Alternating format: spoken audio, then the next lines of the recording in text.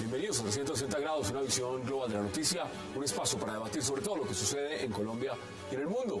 Arrancamos hoy hablando de la decisión del Consejo de Estado al tumbar esa destitución e inhabilidad por 12 años que había dictado la Procuraduría General de la Nación contra el exalcalde de Medellín, Alonso Salazar, por participación en política. Salazar había sido destituido por la Procuraduría General de la Nación luego de que denunciara en medios de comunicación y en su cuenta de Twitter irregularidades en la contienda electoral del 2011 para la alcaldía de la capital paisa. ¿Qué significa este golpe al procurador Ordóñez y qué precedente marca? Por ejemplo, en el caso Petro. Debate hoy en 360. Y también hablaremos esta noche acerca de las críticas que está recibiendo la ejecución de la ley de víctimas y de tierras a 3 años de estar al ruedo.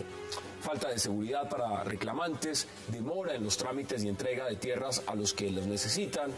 Desde la unidad de restitución han desmentido los señalamientos y afirman que a pesar del conflicto todos los días, jueces fallan a favor de reclamantes. ¿Qué pasa con la restitución de tierras en duros días para el campo colombiano?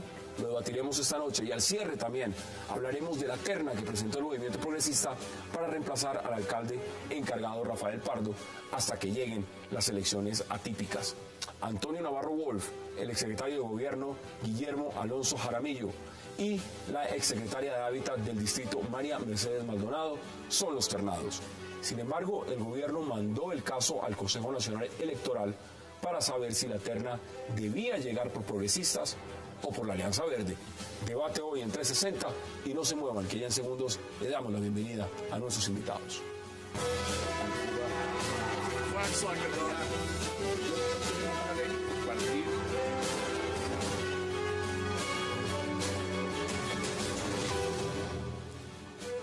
Qué placer darle la bienvenida hoy en 360 a Rodrigo Lara, a Guillermo Rodríguez, a Fabio Mar y a César Jerez. Caballeros, qué placer y gracias por aceptar esta invitación. Gracias. Gracias como siempre, Hans. Una vez felicitaciones, ¿no? Congresista electo. Gracias. Una maravilla, mucha suerte en ese nuevo congreso. Muy gentil. ¿Cómo ve el tema de Alonso Salazar? Bueno, pues yo creo que eso hace parte del procedimiento normal. La Procuraduría falla, toma decisiones administrativas y las decisiones administrativas tienen una revisión jurisdiccional, en este caso el Consejo de Estado, y yo no sé si pueda sentar un precedente porque no conozco el caso, yo creo que muy poquita gente conoce el caso. En todo caso, no está anulando, pensaría yo, la facultad que tiene el procurador para... ¿La pone en duda? No creo, no, sencillamente yo creo que debe haber un tecnicismo jurídico o eventualmente algún análisis probatorio, pero estoy especulando. En todo caso, el Consejo de Estado no puede desconocer las facultades que tiene el procurador para destituir funcionarios electos. Entonces, pues, yo creo que el caso naturalmente hace mucho ruido porque es el exalcalde de Medellín. Es un caso distinto al del alcalde Petro porque Salazar fue destituido después de haber culminado sus 4 años de ejercicio, es decir, no se desconoció el ejercicio democrático. Entonces yo creo que pues hay que esperar para conocer el fallo, ¿no? ¿Qué dice usted, Guillermo? Bueno, Hassan, hay que aclarar que aquí no se está debatiendo las capacidades o las circunstancias que embisten al procurador para disciplinar cualquier tipo de funcionario público elegido o no elegido. Pero algunos están diciendo Aquí, que esto sí es un dardo al... No, para nada. Las decisiones del procurador Hassan son actos administrativos y como acto administrativo son sujetos a medios de control. El exalcalde Salazar impetró ese medio de control que llegó al Tribunal de Cierre en asuntos administrativos que es el Consejo de Estado y anuló la decisión del procurador. No quiere decir que esté debatiendo las facultades que la Constitución y la ley le da al procurador para disciplinar todos los funcionarios. Lo que pasa es que existen casos en los cuales el Consejo de Estado hace unos criterios o evalúa las circunstancias fácticas para determinar si anula o lo dejan fuera. Aquí lo que está diciendo claramente, César, bienvenido, es que se equivocó la Procuraduría. Claro. Se equivocó abiertamente.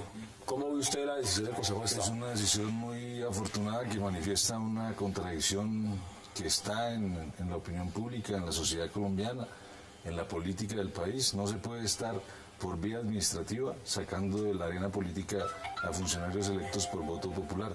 Aquí en Bogotá hubo un golpe de Estado, ¿cierto? ¿Usted lo ve de esa forma? Un plan de una élite para sacar a opositores políticos que incluso dejaron las armas, que son resultado de un proceso de paz como el caso de Petro, y no solo sacarlo del cargo que fue electo, sino inhabilitarlo por tanto tiempo. 15 años. Hay un precedente ya muy grave con Piedad Córdoba.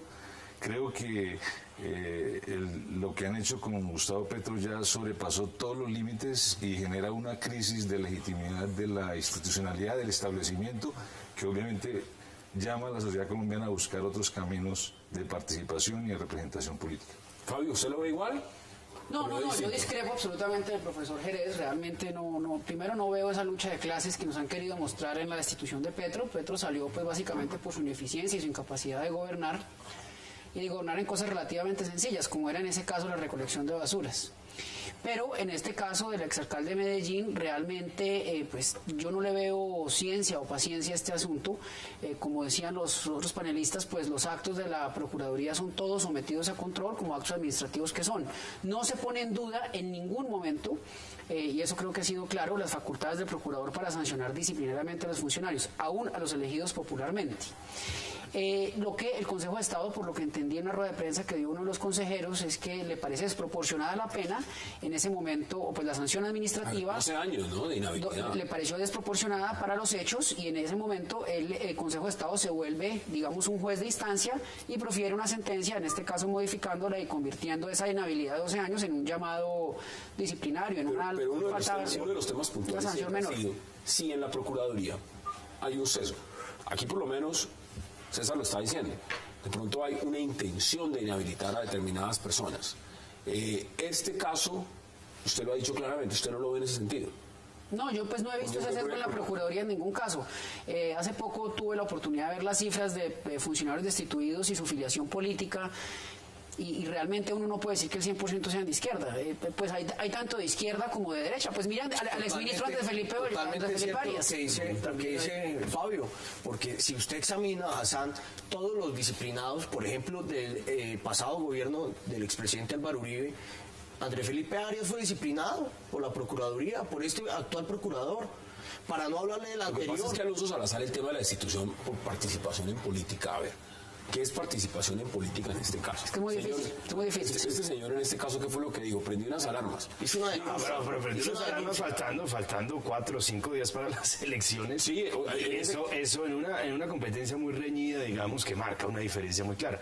Yo lo que creo que sí es interesante resaltar acá es que el Consejo de Estado está señalando la inmensa discrecionalidad propia del derecho disciplinario, sí, y la inmensa discrecionalidad con la que cuenta un funcionario, que en este caso el procurador, para que unos hechos puedan ser una amonestación o una sanción de 12 años, una destitución por 12 años. Es muy larga la discrecionalidad. O sea, para que el Consejo de Estado en sentencia diga claro que los casos más emblemáticos del actuar arbitrario del procurador son 2 casos de izquierda: Piedad Córdoba, vocera de la Marcha Patriótica, y Petro, que fue alcalde producto de unos acuerdos de paz que desembocaron en la Constitución del 91.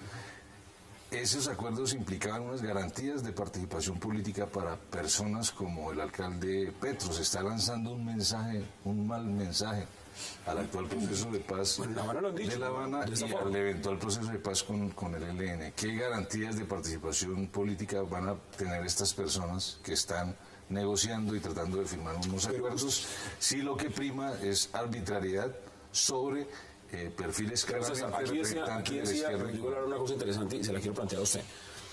¿Es comparable el caso de Alonso Salazar con el de Gustavo Petro, o son 2 casos totalmente distintos? Si uno busca e investiga, obviamente va a encontrar una intencionalidad de carácter político en la decisión del procurador. A ver, yo creo que, yo he criticado el fallo que destituyó a Petro. Creo que ha sido un pésimo alcalde, pero he sido crítico de ese fallo, me parece que ha sido excesivo. Sin embargo, el problema de fondo no es el caso Petro, el problema de fondo es la discrecionalidad del procurador. Que es lo que se y básicamente, si en una democracia se justifica tener como un poder autónomo una entidad que administra poder disciplinario, es decir, el poder disciplinario tiene la entidad para convertirse en un poder autónomo en la Constitución, yo no creo. Y por lo que vemos en otros países eso no funciona así. Pero podemos mirar que por participación en política también destituyeron a Abadía, el gobernador de del Valle. Del Valle. Por hechos Varios, muy son parecidos varios. al de Alonso Salazar, que fue participación en política. Andrés Felipe Arias, creo que es una sanción de 18 años. Es una No, son altísimas, son altísimas, son A ver, altísimas. lo de Piedad Córdoba, que es una senadora electa, y en este caso ahorita lo de Petro. Yo creo que lo que esto nos debe ser un llamado es, hay que revisar esas facultades, hay que de cierta forma limitarlas, o inclusive abrir la reflexión del país de si se justifica y si es necesario tener un poder disciplinario autónomo. Como el de procurador. Como el de Hassan, Es pero que eso pasa si no hay- por la falta de la agilidad y de la claridad en la jurisdicción penal. Por ejemplo, si los hechos de corrupción del alcalde Petro o de Samuel Moreno hubieran sido investigados y sancionados de manera eficiente y rápida por la jurisdicción penal, pues carecería de sentido tener la jurisdicción administrativa en cabeza de la Procuraduría. Pero como eso no pasa, Pero ¿cómo se van a tener funcionarios públicos también, elegidos además por medio de voto popular, sin un control? Eso ya existe en Colombia. Es decir, si no te, no, si pues no- eso existe en todas partes del mundo, prácticamente. Veámoslo en la perspectiva, que ha significado a veces un caos institucional. Ahora, el debate de fondo es el siguiente.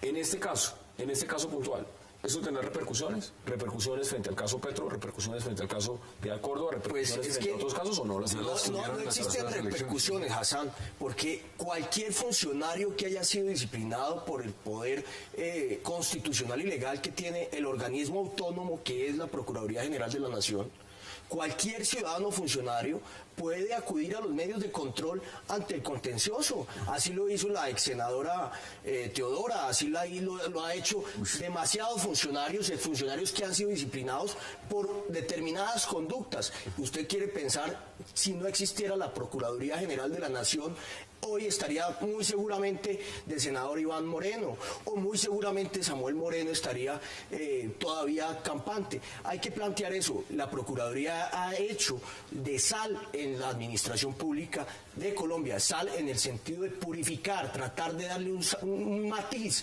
menos oscuro que tiene. Ya los resultados se manifestaron en las pasadas elecciones, abstención mayoritaria, emergencia del voto en blanco. Mucho en voto nulo. Bogotá. El hecho de que ganara el uribismo es muy diciente y creo que esa tendencia se va a manifestar en las presidenciales. Hay una crisis de representación política. Se está dando un mensaje de que no se están respetando las reglas de juego ni siquiera de la democracia liberal burguesa occidental. ¿Aquí cabe demanda a la nación? ¿En qué caso? ¿En el caso de Alonso Salazar? No. No. Él ha dicho que no. No, no me hay. parece que no, porque además él fue, primero, no duró mucho la destitución, y luego no podría haber unos perjuicios materiales significativos. Tampoco Y segundo, existe no perjuicio. estuvo... Es que no existe perjuicio. No, pero tampoco, pero no estaba en ejercicio de Pero su ¿cómo cargo. no si ustedes están No, diciendo porque que 12 años es que de le- inhabilidad es que- y usted quiere una aspiración, digamos, al Congreso? Sí, sí, ¿No se Pero la es, puede lanzar? una simple expectativa, no es Sí, un no hecho me cierto. parece, no me parece que por Expectativa. cuenta, digamos, en el caso del exalcalde Petro sí puede, digamos, si prosperara una nulidad de restablecimiento del derecho, pues sí podría haber, porque realmente lo Faltan retiran de 2 su años. cargo. Cabe, no cabe. Sí, yo creo que sí Pero es un cabe, remoto. cabe porque el derecho, la responsabilidad Cabe, pero no es- extracontractual del Estado es muy amplia. Y caben, por ejemplo, los derechos, reparación de derechos morales, pérdida de oportunidad. Eso tiene todo tipo de tasaciones, sí, yo creo que ahí cabe. Sí, pero no me parece que puedan llegar a ser No, muy de hecho, onerosos. Sustituyen al cargo porque ya había salido, pero, Sí, pero no- alega un daño moral, un daño No, a la sin pérdida duda de alguna lo pudo haber oportunidad, sufrido, daño sin duda procesante, alguna lo mil Pero los cosas. daños morales no son cuantificables y no son importantes realmente desde la perspectiva del contencioso, Hassan. Y hay que verlo realmente el caso concreto. Aquí no hubo, el exalcalde no sufrió una carga a su patrimonio que afectara su deber o su normal ejecución de su vida diaria. No hubo tal daño, no hay Ahí perjuicio. está la decisión. Muchos están además solidarizándose Sí hubo- con Alonso Salazar y diciendo Sí hubo un que era una daño institución injusta. En este caso el Consejo de Estado está tomando una decisión a favor. Demos conclusiones esas sobre este tema. Sí hubo un daño irreparable, un añadido gravísimo es que se desacató el sistema internacional americano de justicia, la CIDH, el caso irá a la Corte, allí de nuevo tendremos que pasar por la vergüenza donde se condenará al Estado colombiano por no salvaguardar los derechos políticos del alcalde, no se le podrá restituir el tiempo en el ejercicio del cargo, habrá que pagar una sanción y obviamente se le va a restituir los derechos políticos. Es gravísimo lo que está pasando, es un desacato que no se puede permitir en un país como Colombia. ¿Le agrega usted algo? No, digamos que no comparto algunas de las conclusiones del profesor Jerez, pero sí, digamos, esto es usual, esto pasa con mucha frecuencia. Lo que pasa es que en este caso, pues por ser un exalcalde a nivel nacional, pues obviamente nos sorprende. Vamos a la pausa en 360 porque regreso vamos a hablar de un tema importante, restitución de tierras en Colombia. Ya regresamos.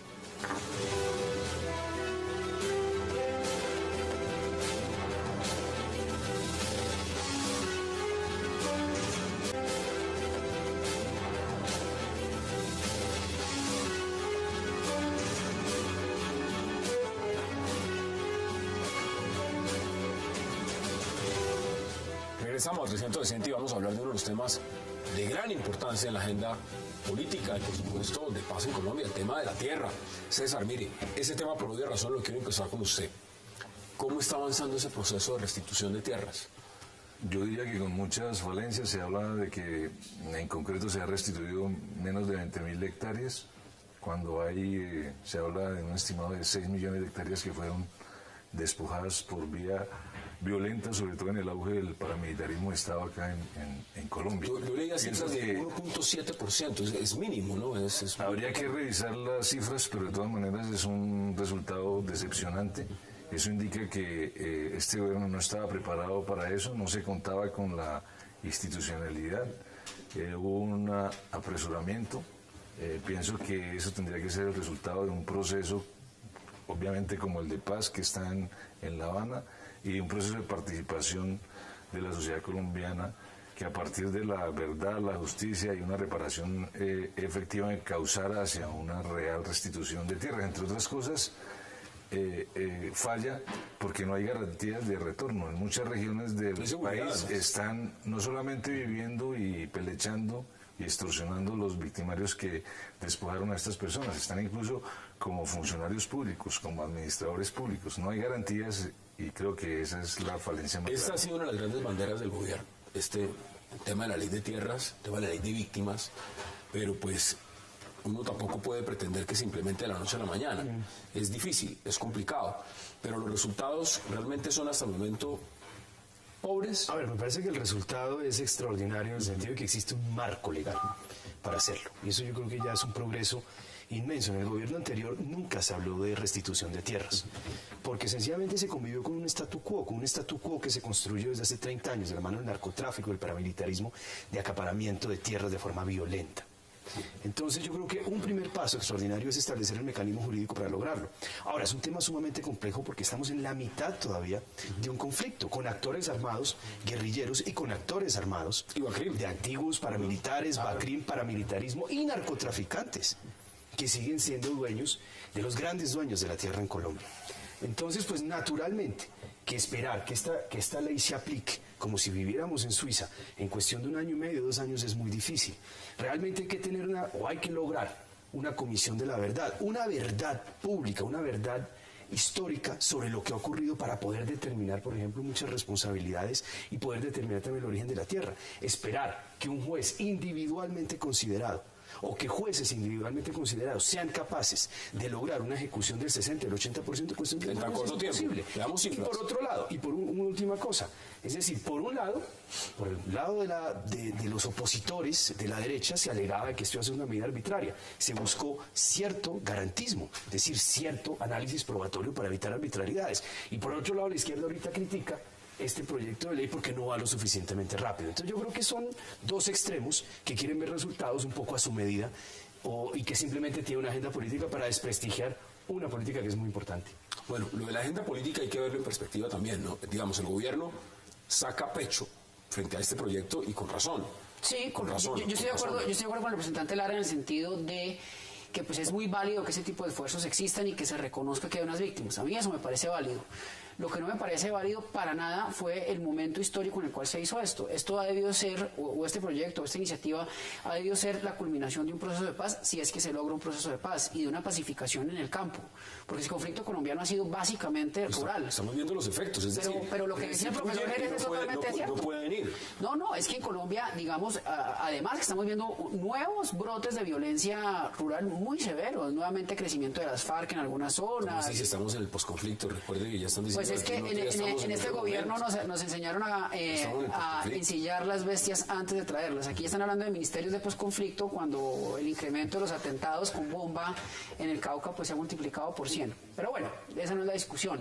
La discusión es que no es el momento... Considerablemente. ¿Qué cosa? En el Huila se han reducido considerablemente. ¿Qué cosa? Los atentados por bomba en Neiva, por ejemplo. Y en los pueblos del Huila, usted no ve una toma guerrillera, no ve atentados, no ve petardos como los veía hace 4 o 6 años. Pues, para un ejemplo, digamos que son... Comparativo. Comparativo, sí. Guillermo, de las 964 solicitudes que han sido objeto de fallos en el proceso de restitución de tierras en Colombia, una mayoría aplastante, y me refiero a aplastante porque son 964, 927 han sido a favor de las víctimas. Pues el problema no es ese. es que hay 54.000 en proceso. Y la cifra, si lo vemos ampliado, significa 3.4 millones de hectáreas. Usted hablaba de 6, que puede ser hasta más.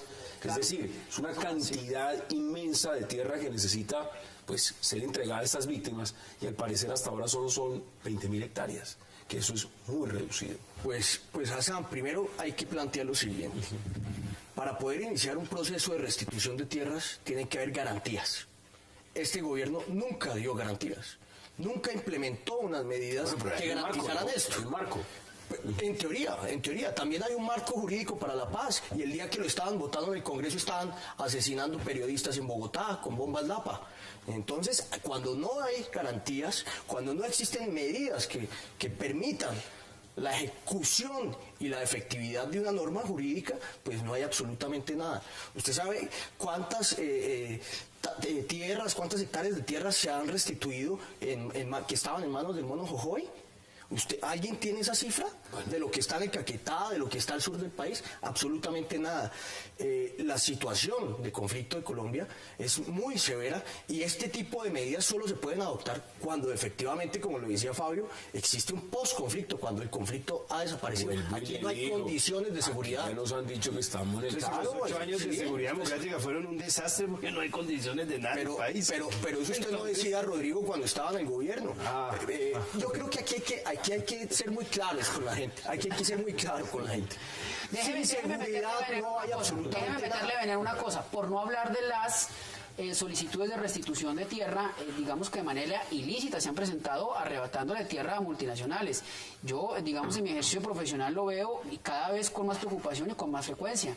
Hay multinacionales muy preocupadas y muy molestas porque les están solicitando devolución de tierras que adquirieron lícita, legal y honestamente. Desde luego, justamente. Quiere decir que eso es lo que se durante debe los justamente gobiernos mirar de con Uribe se cautela. dio una contrarreforma agraria, y que durante esos dos gobiernos fue donde más se despojó y se expulsó gente. Está demostrada la connivencia del paramilitarismo con funcionarios públicos, con oficialidad del ejército colombiano, de las fuerzas militares. El hecho de que se haya tenido una ley es una muy buena intención, pero no fue suficiente en el momento histórico, no fue un planteamiento resultado de un proceso. Estoy en eso totalmente Debió ser resultado de un proceso. acuerdo. Yo creo Al final y no al principio. que la cuestión de las tierras en Colombia ha ido de mal en peor. Estamos en un proceso de reconcentración de la tierra, se está burlando la ley 160, se está acaparando tierra por parte de empresas multinacionales. La altillanura es uno de los casos más sonados. Ni hablemos Pero uno del tema puede de encontrar bandidos. casos por todo el país donde se viola la unidad agrícola familiar vía testaferrato y se está acaparando tierras de manera ilegal, se está violando la ley. Eso de la unidad Y agrícola algo más familiar grave, es la se quiere figura imponer, más atávica que pueda existir. una nueva ley de baldíos para legalizar lo ilegal. Eso no se puede permitir. Mire, yo creo que hay un asunto muy importante, es decir, es un poco apresurado pedir que en 2 años se vean los resultados de 30 años, claro. de 50 años de historia. acaparación de tierras de la forma más infame, violenta, hoy en manos de testaferros. Eso no se puede pedir en 2 años. Lo que yo sí le puedo decir es que en este momento se está llevando a cabo un censo que nunca se ha hecho en Colombia, que es el censo de los predios rurales. El país no solamente no sabe de quién son o a quién pertenecen son realmente los dueños de la tierra en Colombia, como tampoco sabe qué hay en el subsuelo. Nosotros nosotros hemos tenido un territorio históricamente abandonado. Un paso para ellos es hacer ese censo de las tierras en Colombia. Pero no con las BACRIM, representante, porque es que usted hacer un censo mientras hay actores armados tan poderosos en ciertas zonas, Cauca, Putumayo, Las elecciones presidenciales, hacer un balance de lo que existe. ¿Quiénes son los dueños de la tierra? ¿Quiénes han sido los dueños? No solamente de la tierra, sino de la mejor tierra. Porque el otro punto también es las condiciones de la tierra en Colombia. Luego, es que no es lo mismo. La tierra más cultivable, la mejor tierra y la No, pero es que, perdóneme, aquí no hay política de tierras. Por ejemplo, ese tema de la unidad agrícola familiar, eso es lo más atávico y eso atenta contra el desarrollo. ¿En qué país del mundo va a crecer a punta de minifundios? Lo que ya son grandes inversiones de tierra para sacar tierras, entre otras cosas. Yo creo que La unidad agrícola familiar es una herramienta muy importante porque limita la extensión de la propiedad en un país de latifundistas y de terratenientes, en un país donde se ejerce el poder político a partir del ejercicio de la tenencia de la tierra. Si no existiera una figura como esa tan equitativa de justicia para los campesinos, estaríamos en peor condiciones. Hay que defender esa figura, hay que defender la propuesta de las zonas de reserva campesina y todo el articulado de la ley 160 que busca darles garantías a los campesinos para acceder a la tierra, para formalizar la propiedad y finalmente para tener política pública con inversión social y presencia efectiva del Estado. Digamos, el modelo económico que persigue la unidad agrícola familiar es un modelo económico que pues el rasero lo utiliza por la parte de abajo y no por la parte de arriba. No se sale de la pobreza entregándole a los campesinos una cuadra. Se sale de la pobreza trayendo inversión extranjera, inversión multinacional, inversión nacional, pero potente. Pero vamos por partes también en una Pero es que no hay política de tierras. Acá hay un sentido y también esto es un marco muy amplio porque tiene que ver con el campo, con el agro. Claro. Aquí estamos, yo no voy a decir que estamos a puertas de un nuevo paro agrario, porque sería irresponsable decirlo. Pero si hay inconformismo. Algunos campesinos están diciendo que no se han cumplido con los compromisos. ¿Se han cumplido los compromisos o no se han cumplido? No se han Fue cumplido. el resultado de la cumbre agraria. Se le dio un plazo al gobierno hasta la primera semana de mayo para cumplir. De lo contrario, habrá una segunda etapa de la... ¿Usted se imagina lo que significa en un proceso electoral de contienda presidencial un nuevo paro, por ejemplo? Y aquí estamos hablando de restitución de tierra. ¿Se puede restituir la tierra si ni siquiera hay una profunda crisis en el campo? Es decir, claro que no. Estas personas que van a recibir eso, muchos de ellos baldíos, van y reciben, no tienen ni siquiera cómo cultivar esa tierra.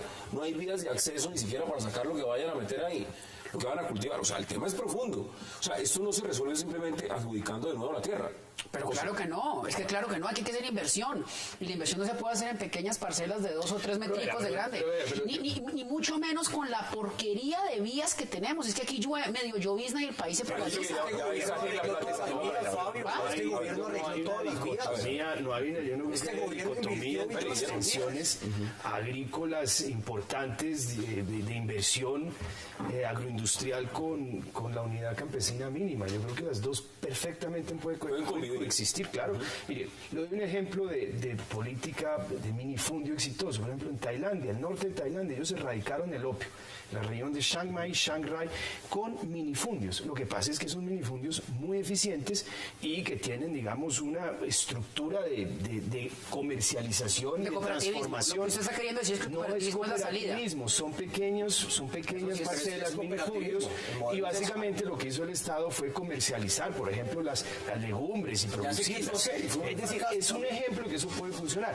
Usted lo que puede hacer, por ejemplo, en la altillanura es no negar la inversión de grandes capitales para tener producción agroindustrial muy eficiente, pero usted tampoco le puede dar toda la altillanura a una concentración de tierras 4, 5, 6 dueños. Usted no puede llegar al caso Argentina, donde hay tipos de 7 millones de hectáreas que han comprado la mitad del país o en Chile. Es decir, ese extremo tampoco. Usted puede equilibrar pequeña producción campesina con producción más eficiente que jalona en clústeres. Vamos a la pausa. No hay dicotomía. Vamos a continuar ampliando este tema y para que puedan intervenir. Vamos a la pausa en 360 y ya regresamos.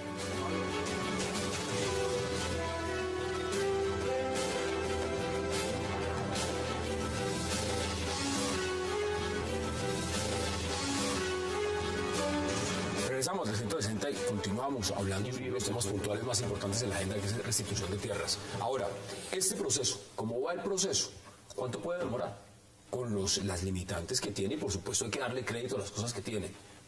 César, ¿cómo lo hay que introducir reformas de política pública, crear nueva institucionalidad y sobre todo adelantar con mucho ahínco el proceso de paz que va en marcha, la participación de los movimientos sociales, sobre todo campesinos, en este tema es fundamental. Hay un grave problema, lo decíamos, de reconcentración de la tierra, de falta de política pública.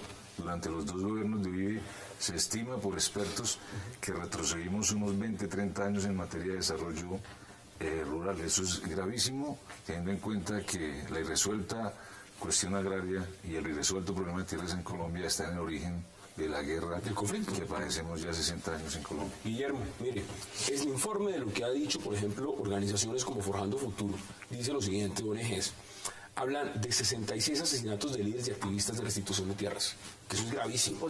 Alega también que apenas el 15% de 360.000 solicitudes esperadas han presentado este reclamo. Hay una polémica con el gobierno en este sentido. Y también, por supuesto, el tema de reconocer las dificultades de las pobres condiciones de seguridad en muchas de estas zonas. Entonces, ¿cómo resolvemos ese problema? Porque esto no es simplemente muy bonito el marco, muy bueno tenerlo, pero es que aquí no se trata de tener el proyecto, hay que aplicarlo. Si el proyecto no se aplica, es como no ejecutarlo, y si no se ejecuta, eso es como si no sirviera. ¿Qué hacemos entonces? Hassan, el problema más que de restitución de tierras radica en titulación de tierras. Y yo le quiero decir al honorable representante electo Rodrigo Lara que el gobierno pasado hizo un esfuerzo incolume en hacer titulación de tierras. Titularización de tierras. La titularización es más importante que la misma restitución. Usted se ha preguntado cuántos procesos de estos de restitución de de baldíos y demás que han caído en terceros de buena fe van a ser estafados prácticamente. Van a ser, desde luego, es que aquí no, como también testaferros aducirán buena fe, pero pues muy seguramente las dos caras de la moneda la tienen. Más que eso hay que hablar de titularización, porque es que cuando los colombianos, cuando alguien tiene su porción de tierra en el Estado, en la nación, existen muchas condiciones de desarrollo que él puede sacar. Perú lo hizo. Hay un gran libro, y usted lo debe conocer, Rodrigo, El misterio del capital de Hernando de Soto, que plantea ese tipo de paradigmas hacia la titularización. Es que usted no puede restituir lo que no sabe de quién es. Es que mientras no haya seguridad, esta es una discusión que realmente empieza a ser, pues, digamos que ya baladí. Es decir, yo me pongo a pensar, me restituye una tierra a mí en el Cauca y yo llego y encuentro combates permanentes. Pues usted puede ir, empezando por ahí. Pues, digamos que fuera, y llego y encuentro circunstancias en las que el primer afectado por la inseguridad va a ser yo, porque me van a matar, o me van a secuestrar, o me van a mutilar. Entonces, ¿qué restitución estamos hablando? Es una restitución casi que simbólica en ese caso, lo cual es peor de doloroso, porque es una tomadura de pelo al final del día. Hay dos cosas. Una cosa es repartir o entregar la tierra que ha sido adquirida ilícitamente por medios violentos. La acaparación de las mejores tierras, y otra cosa es titularizar las laderas andinas de micro y minifundios a donde han sido relegados campesinos históricamente desplazados. Yo creo que son dos asuntos éticos completamente distintos. Y ningún sentido tiene entregar un minifundio, un microfundio como título, porque eso no tiene ningún valor en la economía formal. Eso no lo va a integrar usted en la economía formal, porque usted está por fuera de los circuitos económicos, y porque un microfundio y un minifundio no hace sino reproducir la pobreza. ¿Cuáles son sus conclusiones? Nadie puede sacar pecho aquí por formalización. La informalidad de la propiedad en Colombia es del 60%. Las pocas figuras que existen para garantizar el acceso y la formalización de la propiedad son atacadas de manera sistemática. El caso de las zonas de reserva campesina es emblemático. Incluso hay una demanda ahorita en la Corte Constitucional contra el articulado. Las soluciones son estructurales: reforma agraria y un ordenamiento territorial garantista que garantice la viabilidad de la economía campesina, que en estos momentos, con todo en contra, es viable. 1 millón de predios de fincas campesinas en Colombia de menos de 3 hectáreas producen el 70% de la comida que consumimos, con toda la adversidad de la apertura económica y de los tratados de libre comercio. ¿Es la reforma que se está negociando en La Habana o es una reforma acá? En La Habana no se llegó a plantear nunca el tema de la reforma agraria. Se planteó temas que fueron propuestos en foros de participación acá en Bogotá, que son las zonas de reserva campesina, fortalecer la ley 160.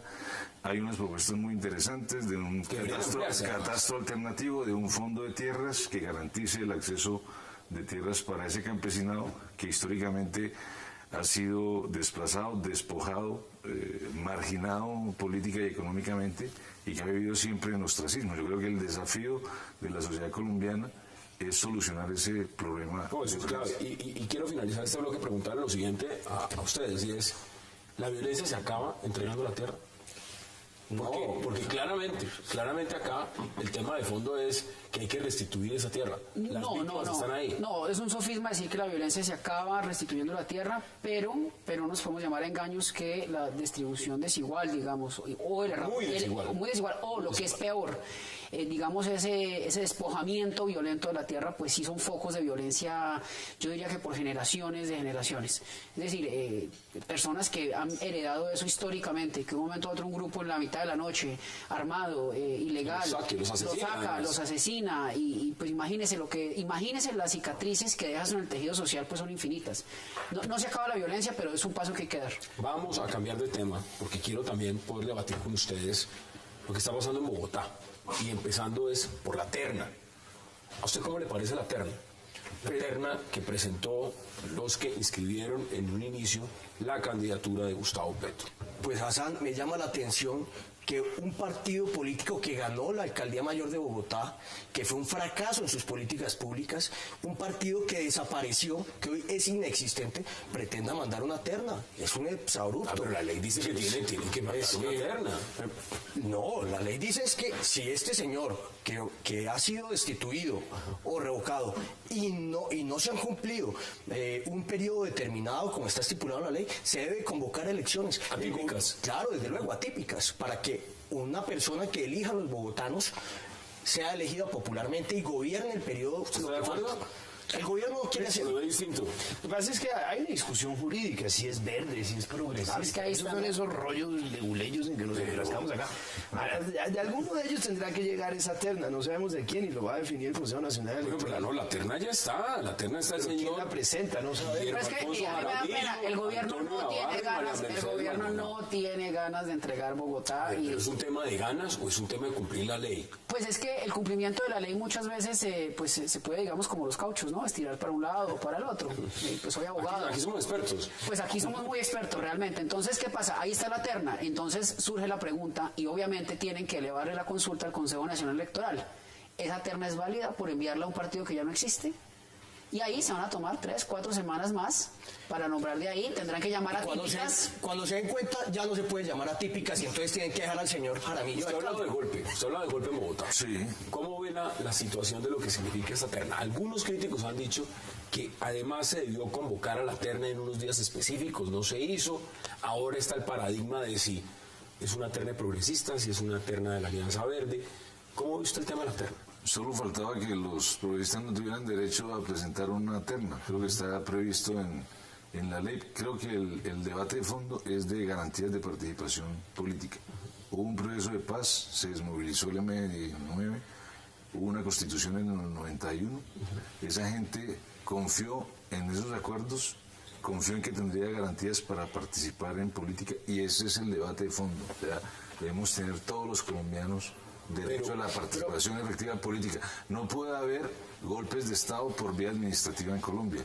Eso es un muy mal mensaje a la opinión pública, a toda la sociedad y sobre todo a esos guerrilleros que están pensando en firmar unos acuerdos de paz. No, pero venga, es que el gobierno tampoco puede prevaricar. Es decir, cuando uno está en esa situación... Claro, camina finito. Camina finito, es decir, ¿cómo voy yo a aceptar la terna de un partido que no existe?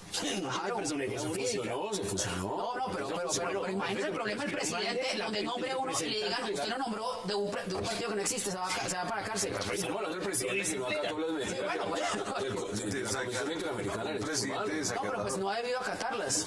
No había Natal, fue el debate, ¿no? No, eso a mí me da pena, pero no hay debate, y eso es lo que tenía que hacer, es que no hay debate. La ley se interpreta cuando hay lugar a interpretaciones, lo otro es aplicarla, que es lo que... Hay un sistema interamericano de derechos humanos, hay una corte, Colombia firmó unos pactos, hay un artículo en la Constitución que dice que Colombia, que el gobierno, que el Estado colombiano debe observar el cumplimiento de esos pactos que firmó. Eso es muy fácil simplificarlo de esa forma. Hay una corte que ejerce jurisdicción y hay una comisión, que son los señores que emiten recomendaciones. Y que no son abogados. Y que son especialmente ágiles cuando se trata de la destitución de funcionarios de izquierda. Pero usted acaba de mencionar algo interesante, no son abogados. En el caso del Consejo Nacional Electoral, los de ahí los llaman magistrados. ¿Son magistrados realmente? No, esos tampoco son magistrados. Mire, el título de magistrado en este país está escaseando. Aquí hay mucha persona ocupando cargo en las cortes y que me perdonen los colegas, pero magistrados pocos. Bueno, entonces, ¿qué podemos esperar frente a los antecedentes de estos magistrados del Consejo Nacional Electoral frente a la decisión de la terna que acaba de presentar un sector? Usted me corregirá, usted sabe más de política que yo con toda seguridad, pero ahí se van a tomar un mes y medio analizando si esa terna es viable o no por ser proveniente de un partido que ya no existe. Ya no habían dicho que el martes o miércoles Pues la están votando. Es que la van a ver esa Martes o miércoles.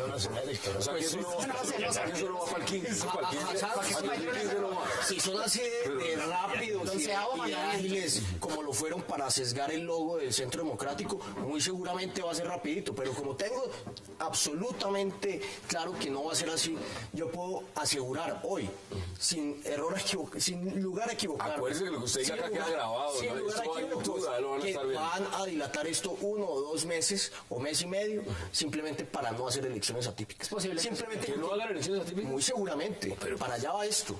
Yo percibo en el ambiente que el gobierno no tiene ganas de... Que se hable, tengo que hacer una pausa y le doy inmediatamente la El palabra. debate de la terna es un debate de leguleyo a estas alturas. El debate de fondo es Legal, las no leguleyo. garantías de participación política, y el debate debe ser el desacato que hizo el presidente y al causar ese daño irreparable con la destitución de Petro, que en toda regla es un golpe de Estado institucional. Vamos a la pausa en 360 y ya regresamos.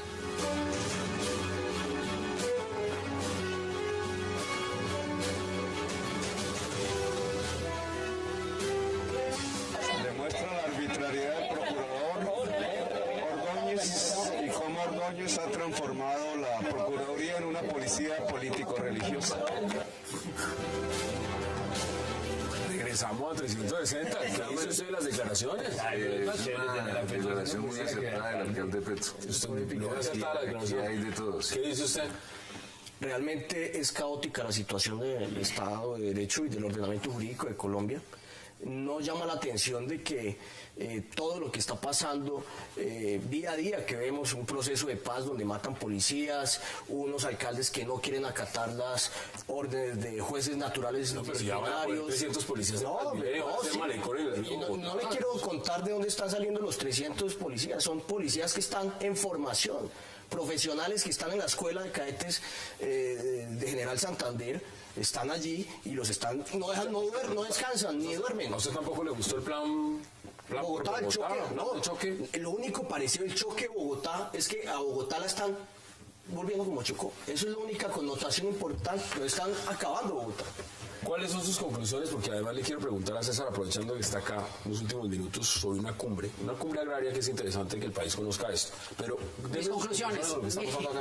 Aquí el damnificado es la ciudad de Bogotá. Los damnificados, primeramente somos los bogotanos y después el país, porque Bogotá pues es el gran motor económico de este país. ¿Cuánto tiempo se queda Rafael Pardo en su opinión? No, mucho más de lo que él cree y de lo que él quisiera, yo creo. Sobre todo lo que él quisiera, porque yo no sé qué mal habrá hecho ese pobre hombre para que esté en ese cargo, pero qué cosa tan complicada. ¿Solo le gustaría ser alcalde encargado de Bogotá? No, pero es que mire, Dos horitas para resolver el tema de movilidad. pues duraría por ahí 40 segundos mientras me suicido. ¿Cuáles son sus conclusiones sobre este tema de lo que está pasando en Bogotá, incluida la terna? No, pues lo que viene pasando en Bogotá es lamentable. Son 10 años, Pecado. una década perdida de malas administraciones, de un modelo de gobierno que claramente fracasó, que generó inmensas expectativas, sobre todo por sus políticas sociales, y que pues ni hizo ni lo uno ni lo otro. Y yo creo que es hora de cambiar, es hora de un cambio en la administración de Bogotá. ¿Hay elecciones atípicas pronto? Yo pienso que sí, la ley indica que va a haber elecciones y tendrá que haberlas porque fue destituido antes del año y medio. Entonces, pues va a haber elecciones. Ahora, que estamos muy contentos con un alcalde como Rafael Pardo, que es un hombre serio, diligente, sosegado, pues buenísimo. Yo no lo veo tan contento, pero... No, pues es que además hay que entender al ministro Rafael Pardo. Es que usted ser alcalde encargado en estas circunstancias, pues usted llega con un programa que ya está montado, usted no puede llegar a desmontarlo. Con todos los funcionarios. Con los funcionarios que pueden ser fácilmente sus enemigos mientras usted parpadea, ¿no? Mire, me quedan minutos y acá hay un tema importante que no quiero dejar pasar por alto. Es el tema que alcanzamos a mencionar con la restitución de tierras.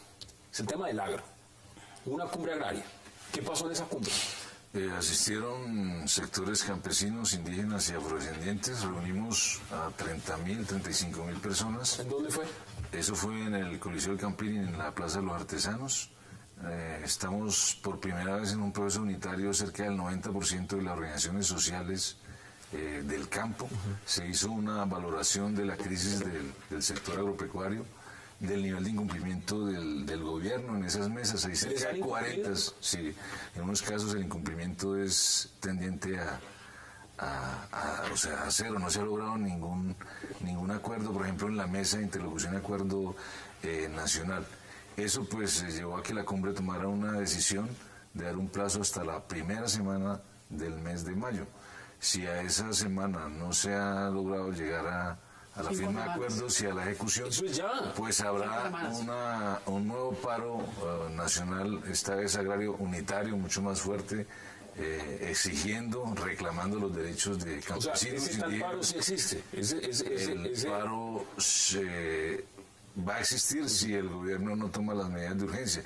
La cumbre fue un llamado de urgencia al gobierno Santos. Nosotros estamos convencidos de que el gobierno tiene tiempo de cumplir, tiene los pliegos, tiene propuestas muy cualificadas sobre la mesa, dice que tiene dinero, 5.2 billones, y el presidente ha manifestado el deseo. Le acaban de inyectar. Ha manifestado el deseo de cumplir, pero a través del pacto agrario. El pacto agrario fue un pacto de corbatas, es algo así como una mermelada regional a través de gobernaciones y alcaldías, y tiene claramente fines electorales. ¿Usted cree que se va a permitir este gobierno en un proceso electoral? No, es decir, estamos a portas de ver lo más vergonzoso, y es que el gobierno, con tal de que no haya un paro de las magnitudes que nos pinta el profesor Jerez aquí, que yo creo que realmente hay un incumplimiento al campo, pero con tal de que no haya ese paro y afecte la gobernabilidad y por esa vía la posibilidad de la reelección, el gobierno va a endosar lo que haya que endosar y entregar lo que haya que entregar.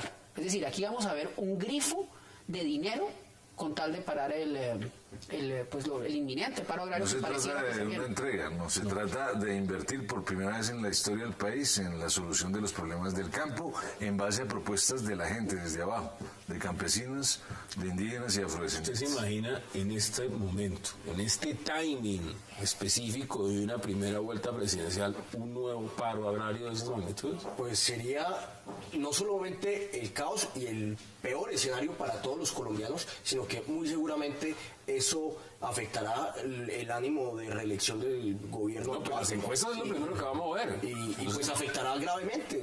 Tal así que si el presidente no se elige en primera vuelta, muy seguramente va a ser derrotado en la ciudad. Pues mire, sin paro, y mire las encuestas como yo no sé si la dirigencia campesina actual vaya a tomar una decisión tan irresponsable de intervenir en una elección, generando un sentimiento de caos. La extrema derecha, y eso es un libreto viejísimo que siempre ha existido, se alimenta de vender la idea de un caos, de vender la idea de decadencia. Vimos el discurso en Francia ahorita, el surgimiento de la extrema derecha en las elecciones locales. Ese es el discurso. Lo que pasa es que yo no veo a César Jerez con la extrema derecha. No, pero le estarían haciendo... ¿No para él? Muy cerca. Le estarían haciendo el juego a la extrema derecha, por supuesto. Y yo creo que la izquierda y los movimientos campesinos tienen que dimensionar lo que significaría 8, 10, 12 o 15 o 20 años de un gobierno de extrema derecha. El gobierno tiene las propuestas sobre la mesa hace 9 meses, en el caso del paro del Catatumbo, llevamos 9 meses negociando y tiene la oportunidad histórica. Yo creo que está el presidente Uribe la oportunidad histórica de empezar a cambiar la vida en el mundo rural de nuestro país. Bueno, pienso que la va a aprovechar y que no va a haber paro si toma medidas de urgencia ya. Bueno, usted decía, son 5 semanas. En 5 semanas se pueden arreglar muchas cosas. El gobierno va a firmar lo que tenga que firmar, va a entregar los cheques que tenga, como se dice vulgarmente, va a meter un tarjetazo en este tema y no va a dejar que haya paro. Porque donde haya un paro, los campesinos eligieron presidente y no va a ser el señor Juan Manuel Santos. Y no va a ser tampoco ni Clara López ni no. El país se ha derechizado. Mira las últimas elecciones de las legislativas. El país está dando un viro a la derecha en sus creencias, en sus políticas, y un paro a los que usted pinta, una magnitud de esas, pues el país va a girar radicalmente a la derecha en ese momento. ¿Usted lo ve igual? No, yo creo que no hay derecha y no hay izquierda. Hay que adoptar esas medidas. Porque aquí la única ideología que hay, Hassan, es la globalización. Y para la ideología de la globalización hay que adoptar unas medidas. Lamentablemente, para dolor de algunos, las medidas que ha adoptado los gobiernos anteriores han sido óptimas. Las del actual, pésimas o inexistentes. ¿Concluye usted este debate? El presidente Santos enfrenta una crisis en el campo que es estructural, pero tiene la oportunidad histórica, tiene las propuestas sobre la mesa. Si cumple la palabra, si cumple los compromisos que adquirió cuando desbloqueamos las carreteras, va a pasar la historia de este país. ¿Y eso va a venir con bloqueo de carreteras otra vez? Pues los paros generalmente son acciones de hecho. Sí, delitos hoy en día. No son delitos. Sí, la ley los lo quieren consagra convertir como en delito. delitos No, y ya eso es está gravísimo que se esté tratando de meter una ley para criminalizar la protesta social. Eso no es, se corresponde a bloquear un vías Estado sí de es derecho. Son acciones de hecho que son legales y son protestas. Las vías de hecho no siempre son legales. La protesta es legal y debe tener un Las vías marco de hecho de no son defensa legales. normativo y constitucional. Por eso se llaman vías de Eso hay hecho. que ser muy enfático. Por eso se llaman La vías de hecho. protesta Hay es vías un de derecho en todo el mundo y es de los estados de derecho. 90% Colombia dice usted que están unificados en ese sentido. Sí, el 90% de las organizaciones del campo. ¿Cuánta gente es eso? No, desconozco. ¿Cuánta gente es eso? En el campo todavía viven 15 millones de personas. Imagínense. Bueno, importante tema que hay que prestar Y atención. maltratados. César Jerez, un verdadero placer. Gracias por Muchas aceptar gracias por la invitación. Guillermo Rodríguez, Hassan, como siempre. mil gracias. Representante electo Rodrigo Lara, mucha suerte y gracias. Gracias, por la Hassan. invitación. Y Fabio Mar, como siempre. Un No, señor. placer. El gusto es A mío. ustedes, gracias por acompañarnos. La cita de nuevo es mañana, 8 p.m. Y recuerden repetición de este programa, 11:30 de la noche. Gracias por acompañarnos.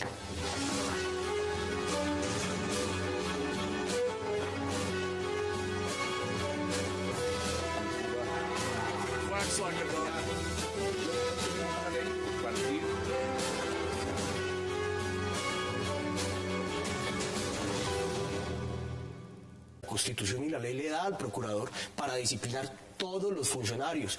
Lo que pasa es que existen casos en los cuales el Consejo de Estado hace unos criterios o evalúa las circunstancias fácticas para determinar si anula o lo dejan Aquí fallar. lo que está diciendo claramente, César, bienvenido, es que se equivocó la Procuraduría. Claro. Se equivocó abiertamente. ¿Cómo ve usted la decisión del Consejo de Es Estado? una decisión muy afortunada que manifiesta una contradicción que está en la opinión pública, en la sociedad colombiana, en la política del país. No se puede estar por vía administrativa sacando de la arena política a funcionarios electos por voto popular.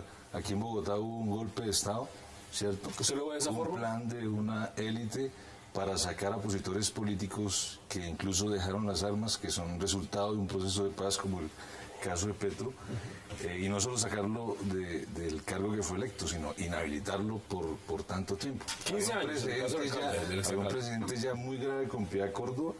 Creo que lo que han hecho con Gustavo Petro ya sobrepasó todos los límites y genera una crisis de legitimidad de la institucionalidad del establecimiento que obviamente llama a la sociedad colombiana a buscar otros caminos de participación y de representación política.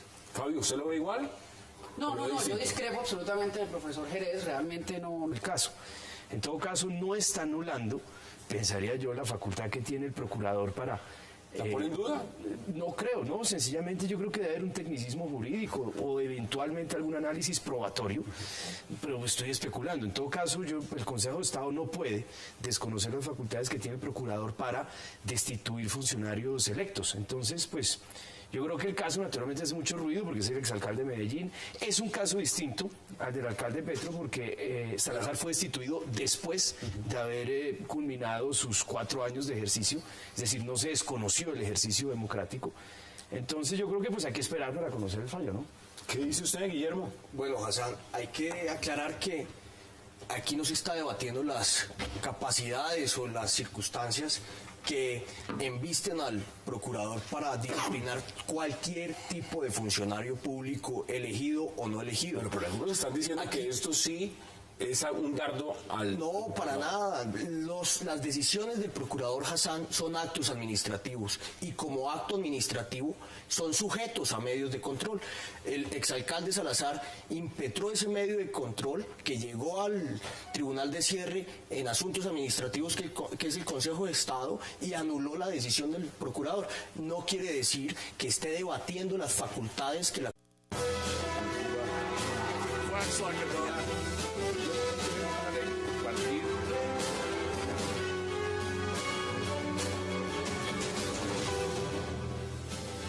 Bienvenidos a 360 grados, una visión global de la noticia, un espacio para debatir sobre todo lo que sucede en Colombia y en el mundo.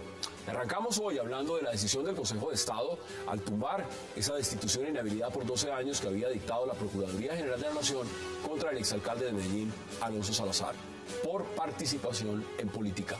Salazar había sido destituido por la Procuraduría General de la Nación luego de que denunciara en medios de comunicación y en su cuenta de Twitter irregularidades en la contienda electoral del 2011 para la alcaldía de la capital paisa. ¿Qué significa este golpe al procurador Ordóñez y qué precedente marca? Por ejemplo, en el caso Petro. Debate hoy en 360. Y también hablaremos esta noche acerca de las críticas que está recibiendo la ejecución de la ley de víctimas y de tierras a 3 años de estar al ruedo. Falta de seguridad para reclamantes, demora en los trámites y entrega de tierras a los que los necesitan. Desde la unidad de restitución han desmentido los señalamientos y afirman que a pesar del conflicto todos los días jueces fallan a favor de reclamantes. ¿Qué pasa con la restitución de tierras en duros días para el campo colombiano? Lo debatiremos esta noche y al cierre también hablaremos de la terna que presentó el movimiento progresista para reemplazar al alcalde encargado Rafael Pardo hasta que lleguen las elecciones atípicas. Antonio Navarro Wolf, el exsecretario de Gobierno Guillermo Alonso Jaramillo y la exsecretaria de Hábitat del distrito María Mercedes Maldonado son los ternados. Sin embargo, el gobierno mandó el caso al Consejo Nacional Electoral para saber si la terna debía llegar por progresistas o por la Alianza Verde. Debate hoy en 360 y no se muevan, que ya en segundos le damos la bienvenida a nuestros invitados.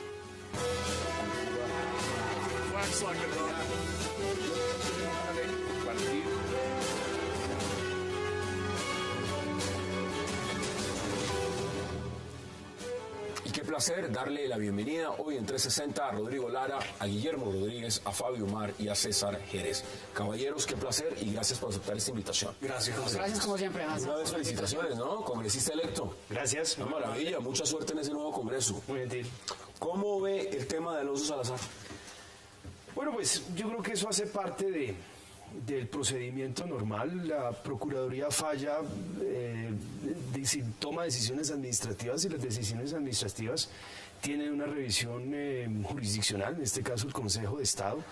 Y yo no sé si pueda centrar un precedente porque no conozco el caso. Yo creo que muy poquita gente conoce. Primero, no veo esa lucha de clases que nos han querido mostrar en la destitución de Petro. Petro salió pues básicamente por su ineficiencia y su incapacidad de gobernar, y de gobernar en cosas relativamente sencillas, como era en ese caso la recolección de basuras.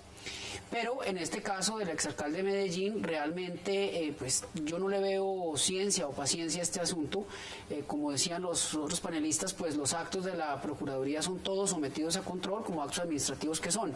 No se pone en duda en ningún momento, y eso creo que ha sido claro, las facultades del procurador para sancionar disciplinariamente a los funcionarios, aún a los elegidos popularmente.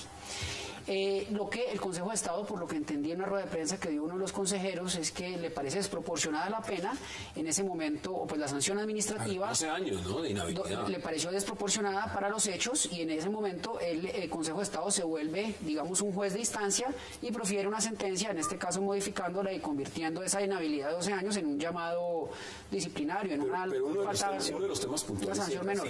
Si en la Procuraduría hay un sesgo, aquí por lo menos César lo está diciendo, de pronto hay una intención de inhabilitar a determinadas personas. Este caso, usted lo ha dicho claramente, usted no lo ve en ese sentido. No, yo pues no he visto ese sesgo en la Procuraduría en ningún caso. Hace poco tuve la oportunidad de ver las cifras de funcionarios destituidos y su filiación política y realmente uno